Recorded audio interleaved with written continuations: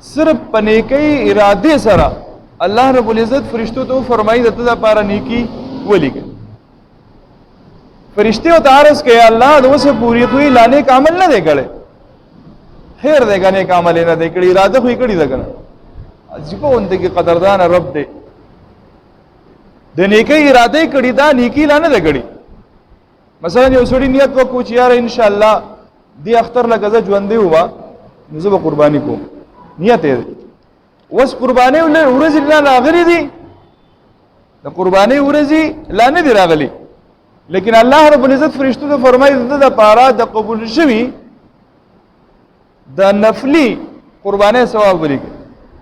واجب به ادا کیږي چې کله په خپل باندې د قرباني ذبح کی الله بادا کی لیکن دا غینه مخ کی د نیت ثواب ولولګي بیا چې کله هغه عمل وکي نو د هغه عمل لکه دون بعد بیا دا عمل ثواب ملي شي او چې نیت څومره خالص وي چې دومره په وافر مقدار سره د ثواب ملوي ها او د بل طرف ته وسګورئ یو سړی د هغه د ګناه اراده وکړه اوس پکار دا وا چې یو سړی د نیکي اراده کولی او داغه د لپاره ثواب ملاويږي د قشان چې کله د ګناه اراده کوله نو پکار دا چې دا ګناه هم لیکل کېږي کنه نو فرشتي الله تعالی ته عرض کوي الله دې پلان کې بندا د ګناه اراده کړی دا الله رب العزت ته فرمایي صبر کوي الته په نیکي کې اراده کړی دا ویلې کوي ولا ثواب او دلته په ګناه کې نه ګناه خو اعلان نه کړی اراده دا ترسو پوری گناہ نه ده کړی تر هغه وخت پوری د گناہ نه نکړي گناہ وکړه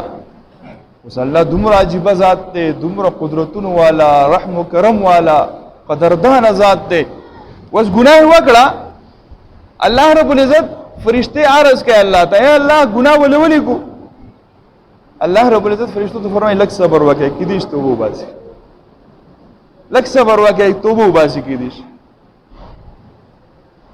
دا انسان چرته نیکه عمل وکي او داس وکي مانزه طرف ته روان شي الله رب العزت د ګناهونه د فرشتو د لیکلو نو مخ کې فرشتو دو فرمای دا ګناهونه ول معاف کړي او نیکه ولادت به زمان دی دا څه قدردان ذات